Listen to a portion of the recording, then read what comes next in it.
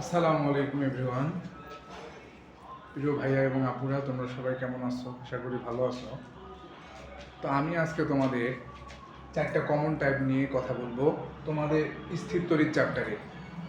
এই চারটা টাইপের মধ্যে প্র্যাকটিস করলে আশা করি স্থির তড়িতের ঘ নাম্বার কোশ্চেন তোমরা সহজে পরীক্ষায় অ্যাটেন্ড করতে পারবে, বিশ্বাস রাখো। দেখো, চারটা টাইপের মধ্যে প্রথম টাইপ হলো যে Q1 ও Q2 চার্জের সংযোগ রেখার কোন অবস্থানে তড়িৎ তীব্রতা সমান হবে, এইটা একটা। সেকেন্ডটা হলো যে কোথায় তড়িৎ প্রাবল্য শূন্য হবে। থার্ড হলো স্পর্শ করিয়ে পূর্ব অবস্থায় রেখে দিলে নিরপেক্ষ বিন্দুর অবস্থান কিরূপ পরিবর্তন হবে, এটা একটা।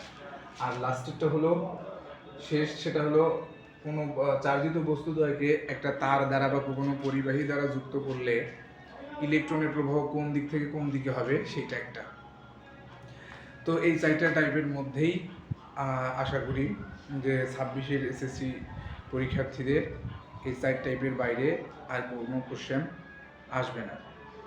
তো তোমরা এই চারটা টাইপ বাসায় বেশি বেশি করে প্র্যাকটিস করবো। তার মধ্যে আমি আজকে তোমাদের জাস্ট একটা কমন মিস্টেক এবং একটা বিতর্কিত কোশ্চেন নিয়ে কথা বলবো। বিতর্কিত এই কারণে বললাম, যেহেতু ওই কোশ্চেনটা এক একটা গাইডের সমাধান এক এক রকম করে আসে। স্টুডেন্ট তোমরা কনফিউজড হয়ে গেছো যে আসলে কোন টাইপটা আমি পরীক্ষায় করে গিয়ে পরীক্ষায় লিখব। সেই জিনিসটা সমাধান করব আজকে, যাতে তোমাদের পরীক্ষা যাওয়ার আগে কোনো প্রবলেম না থাকে।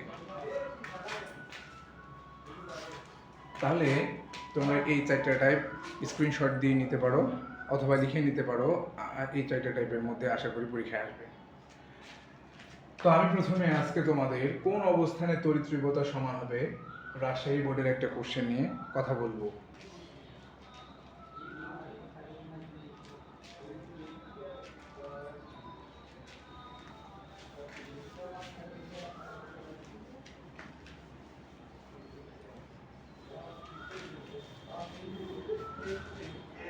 তোমরা বিশ্বাস রাখতে পারো, এই চারটা টাইপ এবং কতদিনে আমি তোমাদের ক নাম্বার টাইপের কথা বলছিলাম, এই দুই ক্যাটাগরির কোশ্চেন যদি তোমরা করো তাহলে আশা করি দশম অধ্যায় তোমরা কমন পাবা, নিশ্চিত থাকো।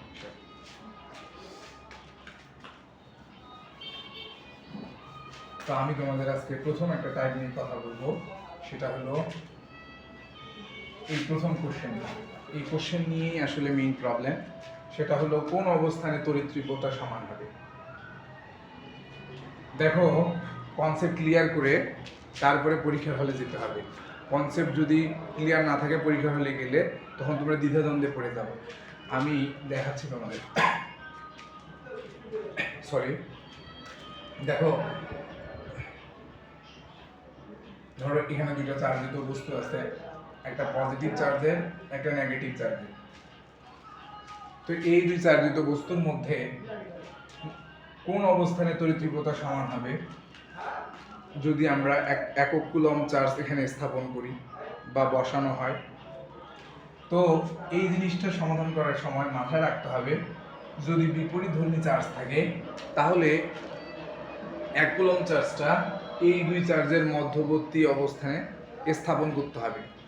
ঠিক মিডিলে নয়, মধ্যবর্তী জায়গা মানে হলো এই দুই চার্জের সংযোগ রেখার যে কোনো এক পয়েন্টে। ধরে এখানে স্থাপন করলাম, তাহলে এই কোশ্চেনের আনসার কি হবে, যে তড়িৎ তীব্রতা সমান হবে।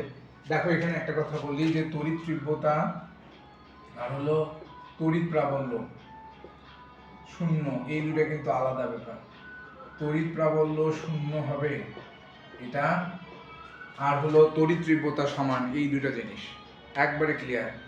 যে তড়িৎ তীব্রতা সমান হয়, এই থিওরি যখন কোশ্চেনে পরীক্ষা যখন আসবে তখন তোমরা যে জিনিসটা করবা সেটা হলো যে তড়িৎ তীব্রতা হলো একটা ভেক্টর রাশি, আর আমরা জানি দুটি ভেক্টর রাশি। যেমন এই চার্জ যদি আমরা এখানে স্থাপন করি তাহলে এই চার্জিত বস্তুর জন্য এই চার্জের উপরে তড়িৎ তীব্রতা পাওয়া যাবে, আবার এই চার্জিত বস্তুর জন্যও এই চার্জের উপরে তড়িৎ তীব্রতা পাওয়া যাবে।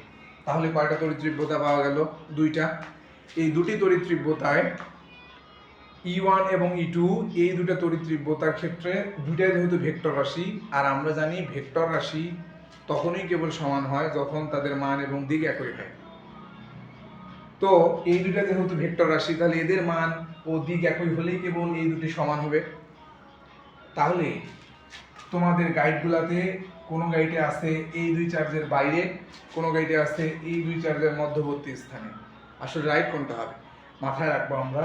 রাইট হবে যদি বিপরীতধর্মী চার্জ থাকে তাহলে তাদের মধ্যবর্তী স্থানে বসানো লাগবে, এটাই রাইট। কেন?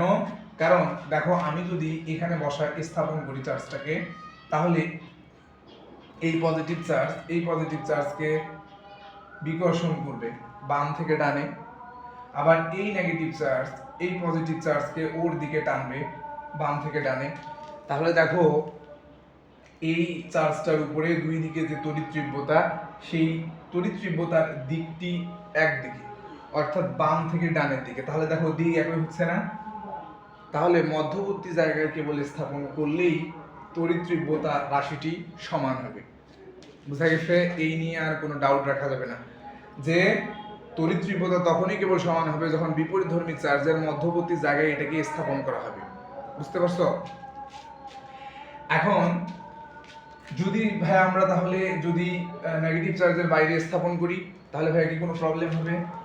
হ্যাঁ অবশ্যই হবে ভাইয়া। দেখো এখানে আমরা যদি এই চার্জটাকে এখানে স্থাপন করি তাহলে এই পজিটিভ চার্জ এটাকে বিকর্ষণ করে এদিকে সরাই দিবে। তাহলে এই চার্জ কর্তৃক এই চার্জের উপর বিকর্ষণ বাম থেকে ডানে। আবার এটা যেহেতু নেগেটিভ চার্জ, তাহলে এই নেগেটিভ চার্জ ওই চার্জটাকে নিজের দিকে আকর্ষণ করবে ডান থেকে বামে। তাহলে দেখো এই ক্ষেত্রে E1 এর যে দিক, এই ক্ষেত্রে E2 এর যে দিক, এই দুইটা দিক কি একই হলো? অবশ্যই নয়, এখানে দিক সম্পূর্ণ বিপরীত। এই কারণে বিপরীতধর্মী চার্জের ক্ষেত্রে তড়িৎ তীব্রতা সমান পেতে হলে এই বস্তুকে দুটি নেগেটিভ পজিটিভ চার্জের মধ্যবর্তী জায়গায় স্থাপন করতে হবে। ক্লিয়ার? এরপরে যদি আমাদের পজিটিভ চার্জ আসে তাহলে তড়িৎ তীব্রতা সমান করার জন্য কোথায় স্থাপন করব? তাহলে পজিটিভ চার্জ আসলে এদের সংযোগ রেখা এটা। দেখো ভাইয়ারা এখানে যদি আমরা স্থাপন করি তাহলে এই পজিটিভ চার্জকে এইদিকে বিকর্ষণ করবে বাম থেকে ডানে, তাহলে দিক হচ্ছে এই দিক। আবার এই পজিটিভ চার্জকে ডান থেকে বামের দিকে বিকর্ষণ করবে এই দিক। তাহলে সম্পূর্ণ দিক কি হলো? বিপরীত।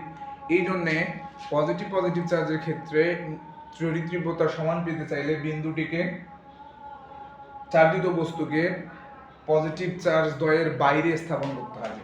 দেখো যদি আমরা এটাকে এখানে স্থাপন না করে আমরা যদি এই চার্জের বাইরে স্থাপন করি তাহলে এই চার্জের ফলে মানে এই চার্জিত যে বস্তুটা আছে এইটার ক্ষেত্রে তড়িৎ তীব্রতার দিক হবে এই দিকে, এটাও যেহেতু পজিটিভ এটা পজিটিভ একে বিকর্ষণ করবে এই দিকে। তাহলে দুই ক্ষেত্রে দিক একই হচ্ছে। ঠিক আছে? তাহলে দুটি চার্জিত বস্তু যদি পজিটিভ নেগেটিভ হয় তাহলে নিরপেক্ষ বিন্দু তড়িৎ তীব্রতা সমান করার জন্য নিরপেক্ষ বিন্দুটিকে স্থাপন করতে হবে, মানে যে চার্জিত বস্তুটা থাকবে সেটাকে স্থাপন করতে হবে দুজনের মধ্যবর্তী জায়গায়। আর যদি বিপরীতধর্মী চার্জ থাকে সমধর্মী চার্জ থাকে তাহলে যে কোনো এক চার্জের বাইরে স্থাপন করতে হবে, তাহলেই কেবল তড়িৎ তীব্রতা সমান পাওয়া যাবে। কারণ আগেই বলছি যে তড়িৎ তীব্রতা যেহেতু দুটি ভেক্টর রাশি, আর দুটি ভেক্টর রাশি তখনই কেবল সমান হয় যখন মান এবং দিক একই হয়। আশা করি বুঝছো। এই কোশ্চেনটা নিয়েই আসলে ডাউট ছিল যে কোনটা করে দিয়ে আসবো, তো আমি বলবো এই থিওরিটা মাথায় রাখবা।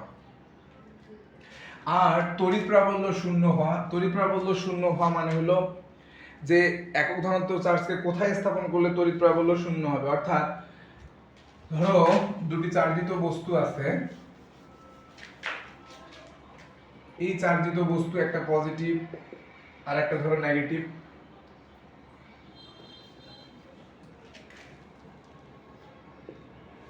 তাহলে তড়িৎ প্রাবল্য শূন্য মানে হলো যে একক ধনাত্মক চার্জ আমরা এই দুই চার্জের যে কোনো এক জায়গায় স্থাপন করব, সেই একক ধনাত্মক চার্জের উপরে এই দুই চার্জের প্রভাব থাকবে না। মানে এই দুই চার্জের যে তড়িৎ তীব্রতা আছে সেটা সমান হবে, তড়িৎ প্রাবল্যটা সমান হবে। অর্থাৎ আমরা যদি এদের সংযোগস্থলে এখানে স্থাপন করি তাহলে কি হবে, আর যদি বাইরে স্থাপন করি তাহলে কি হবে? আমরা মাথায় রাখবো যখন পরীক্ষার কোশ্চেনে তড়িৎ প্রাবল্য শূন্য এই কথা বলবে, তড়িৎ প্রাবল্য শূন্যের ক্ষেত্রে সবসময় মনে রাখবো বিপরীতধর্মী চার্জ হলে নিরপেক্ষ মানে একক আধান যুক্ত বস্তুটি চার্জিত বস্তুটি কম চার্জের বাইরে স্থাপন করব। কি বললাম? যখন বলবে তড়িৎ প্রাবল্য শূন্য, এই থিওরির ক্ষেত্রে সর্বদা একক ধনাত্মক চার্জটিকে নেগেটিভ চার্জের বাইরে স্থাপন করব। আর যদি বলে যে পজিটিভ পজিটিভ চার্জ আছে, তার জন্য তড়িৎ প্রাবল্য কি হবে? সেই ক্ষেত্রে তড়িৎ প্রাবল্যের জন্য আমাদের একক ধনাত্মক চার্জটাকে এদের মধ্যবর্তী স্থানে স্থাপন করতে হবে। তো প্রিয় শিক্ষার্থীরা, আশা করি তোমরা এটা বুঝছো। তো এই যে রাজশাহী বোর্ড 24 সালে যে কোশ্চেনটা, সেই কোশ্চেনটা সম্পর্কে আমি তোমাদের ক্লিয়ার করে দিলাম যে তড়িৎ তীব্রতা সমান হবে তখন কি করব, আর তড়িৎ প্রাবল্য শূন্য বললে কি করব। তো যে চারটা টাইপ আমি তোমাদের দেখাইছি, এই চারটা টাইপ ভিত্তিক কোশ্চেনগুলো বাসায় প্র্যাকটিস করো। আশা করি এই অধ্যায়ে তোমরা পরীক্ষায় 100 কমন পাবো। এই কেন্দ্রিক, এই টাইপ কেন্দ্রিক। তো বেশি বেশি করে প্র্যাকটিস করো বাসায়, যেহেতু পরীক্ষার সামনে। তো আজকে এই পর্যন্তই, তোমাদের ধন্যবাদ।